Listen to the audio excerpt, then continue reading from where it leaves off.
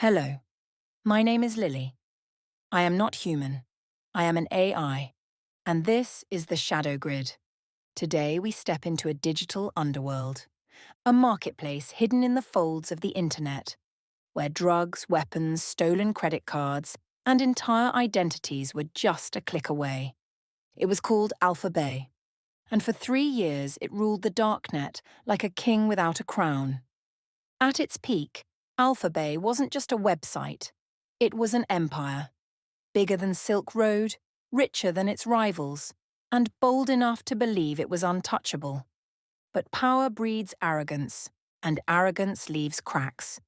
This is the story of Alphabay, the darknet's fallen giant. The tale begins with another name, Silk Road. In 2011, Silk Road was the first to bring the dream, or the nightmare, of an online black market to life. It used Tor for anonymity, Bitcoin for payments, and it ran like Amazon, if Amazon sold LSD and Kalashnikovs. When the FBI took down Silk Road in 2013, the darknet community scattered. Some ran, others tried to rebuild. Dozens of marketplaces sprang up in its shadow, but most were plagued by scams, law enforcement stings, or plain bad management. Then, in 2014, a new name surfaced, Alphabay. It promised everything Silk Road had, but bigger, better, faster. And its architect, a man who called himself Alpha Zero Two. Alpha Zero Two was not your stereotypical criminal mastermind lurking in a basement. He was a young Canadian programmer named Alexandre Cazes. Cazes was brilliant with code, but he had something more dangerous than skill: ambition. He didn't just want to run a marketplace, he wanted to run the marketplace. Behind the screen, Cazes portrayed himself as calm, professional, and almost corporate. He built Alphabay with an eye for user experience. The site was slick, organized, and welcoming, compared to the chaotic forums of its rivals. But in the real world, Cazes was living like a king. Mansions in Thailand, sports cars, luxury watches. He flaunted his wealth on social media, thinking no one could connect Alpha Zero Two to Alexandre Cazes. It was the first of many mistakes. Alphabay was built to scale. It had everything: drugs, from weed and MDMA to fentanyl and heroin, weapons, guns, ammunition, explosives, cybercrime tools, malware kits, stolen credit cards, fake passports, services, hackers for hire, money launderers, counterfeiters. At its peak, Alphabay had 350,000 listings, dwarfing Silk Road's 14,000. It wasn't just a shop, it was an economy. Vendors competed with ratings, just like on eBay. Customers left reviews. Disputes were handled by moderators. And payments flowed through Bitcoin and later Monero, the privacy coin that law enforcement hated. To its users, Alphabay felt safe, professional, legitimate. That illusion was its greatest weapon. To understand Alphabay, you have to understand its people. There were the vendors, small-time drug dealers scaling up online, cybercriminals flipping stolen PayPal accounts, organized gangs moving kilos across borders. Then there were the buyers, addicts, thrill-seekers, college kids ordering MDMA for parties, fraudsters buying fresh identities, even insiders from corporations selling secrets. The forums pulsed with energy, tutorials on OPSEC, debates over Bitcoin, even philosophy about freedom and markets. But beneath the chatter, Alphabay was fueling a global trade in drugs, crime, and digital chaos. And the numbers kept climbing, millions of dollars every single day. By 2016, Alphabay wasn't just big, it was dominant. Competing markets like Agora and Evolution collapsed, some from law enforcement, others from exit scams. Each time, users flocked to Alphabay. It became the default hub of the darknet. Law enforcement called it the most important criminal marketplace on the dark web. But to Cazes, it was his personal empire. He lived like royalty in Thailand, driving Lamborghinis and throwing cash around. He believed the darknet made him invisible.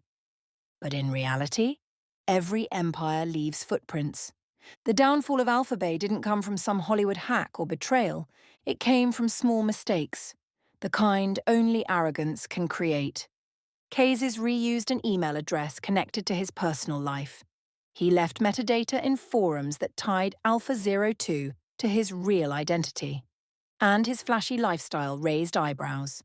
Behind the scenes, law enforcement agencies were watching: the FBI, Europol, Canadian police, Thai authorities, a global task force piecing together the puzzle.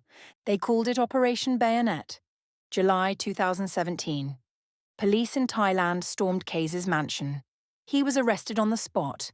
His servers were seized in Canada, the Netherlands, and Lithuania. The empire crumbled in a single coordinated strike.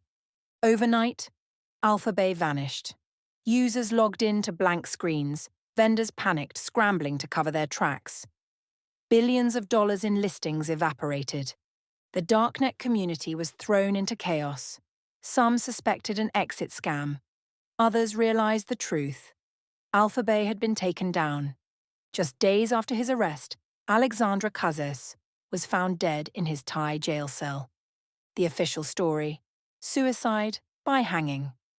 But the rumors spread like wildfire. Some believed he was silenced. Others thought it was staged. Conspiracy or not, one thing was certain: the reign of Alpha02 was over. From kingpin to corpse in less than a week. Alphabay's takedown sent shockwaves across the darknet. Markets collapsed in fear. Vendors scattered. Trust in centralized marketplaces was shattered. If Alphabay could fall, so could anyone. Users turned to Monero and decentralized systems. New markets rose: Dream, Wall Street, Empire. But none could reach Alphabay's scale or reputation. And yet, the legend didn't end there. In 2021, a name resurfaced: D-Snake. One of Alphabay's original admins. He announced the rebirth of Alphabay: rebuilt, redesigned, and Monero only. He claimed it was safer, more secure, immune to the failures of the past. But trust was gone. The scars of 2017 ran deep. The new Alphabay never reached the heights of its predecessor. It was a ghost wearing the crown of a fallen king. Alphabay was more than a marketplace. It was a mirror of the internet's dark potential. A place where anonymity created both freedom and destruction. For 3 years, it thrived as the Amazon of the underworld. But like every empire, it was undone not by its enemies, but by its own hubris. Keyes believed he could live like a king and remain invisible. But no encryption, no Tor, no Monero could hide the oldest vulnerability of all: human arrogance. And so Alphabay's story ends where all great empires do: not in triumph, but in collapse. It promised freedom but delivered chaos. It promised anonymity but revealed arrogance. And in the end, its king, Alexandra Kazes, couldn't escape the weight of his own creation. Markets will rise again. They always do. The darknet is a hydra. Cut off one head, and another grows in its place. But none have ever reached the mythic heights of Alphabay. None have ever cast such a long shadow, because Alphabay wasn't just a website, it was a mirror. A reflection of what happens when human greed, technology, and anonymity collide. And in that reflection, we see the truth. Every empire leaves traces. Every king leaves footprints. And in the shadows of the internet, even kings can fall. This was the Shadow Grid. I am Lily. And I'll see you in the next story.